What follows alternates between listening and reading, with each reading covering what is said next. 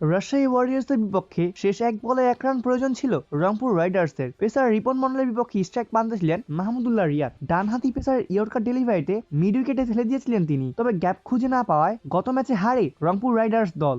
একদিন পরই অবশ্য দৃশ্যপট বদলে ফেলে নিজের জাতি null and Mahmudullah Riyad. Kyle Myers যখন ফিরলেন ম্যাচ জিততে রংপুর রাইডার্সের তখনও 31 বলে 50 রান প্রয়োজন। উইকেট কঠিন হয়ে ওঠার কাজটা একেবারেই সহজ ছিল না, তবে মেহেদী হাসান মিরাজকে একটি ওভারে 3টি চারের সঙ্গে একটি ছক্কা মারলেন রিয়াদ। শেষ পর্যন্ত খেললেন বলে রানের ক্যামিও ইনিংস। মোস্তাফিজুর রহমান ও ফাহিম আশরাফের দুর্দান্ত বোলিংয়ে সিলেট টাইটান্সকে 1.5 রানের আঁকে দেওয়ার পর লিটন দাস, কায়াল মায়ার্স ও মাহমুদুল্লাহর ব্যাটে 6 উইকেটের জয় পেয়েছে রংপুর রাইডার্স।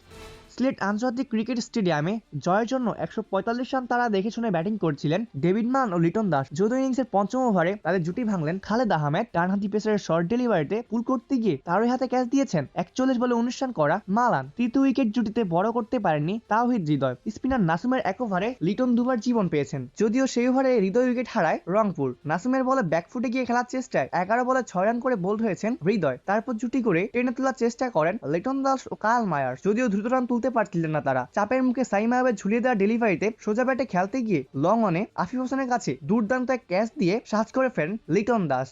এক ছক্কা ও 4টি চারে 25 বলে তিনি করেন 35 রান। একটু পর ইথান ব্রুকসের প্রথম 4 বলে একটি করে ছক্কা 4 মেরে চাপ কমানোর চেষ্টা করেন কায়াল মায়ার্স, যদিও সেই ওভারে ফিরতে হয় তাকেই। ব্রুকসের অফ স্টাম্পের বাইরের বলে 6 উইকেটের পেছনে ক্যাচ দিয়েছেন 29 বলে 31 রানের কেমিও খেলা কায়াল মায়ার্স। পরের ওভারে মিরাজকে 3টি চারের সঙ্গে একটি ছক্কা মেরে সমীকরণ খুবই সহজ করে ফেলে মাহমুদুল্লাহ। সেই ওভার থেকে আসে 16টি রান। 24 বলে যখন 30 রান প্রয়োজন তখন মোহাম্মদ আমির এক ওভারে 2টি চার মারেন খুশদিল শাহ ও মাহমুদুল্লাহ। পরের ওভারে খালেদের ওভারে ছক্কার সঙ্গে চারও মেরেছেন খুশদিল। ফলে শেষ 12 বলে রংপুরের প্রয়োজন হয় মাত্র 7 রান। প্রথম 2 বলে সিঙ্গেল নেওয়ার পর তৃতীয় বলে ফাইন লেগ দিয়ে 4 মারেন মাহমুদুল্লাহ। পঞ্চম বলে সিঙ্গেল নিয়ে জয় নিশ্চিত করেন তিনি। 16 বলে 34 রান করে অপরাজিত ছিলেন মাহমুদুল্লাহ। আরেক ব্যাটার খুশদিল শাহ করেন 11 বলে 19 রান।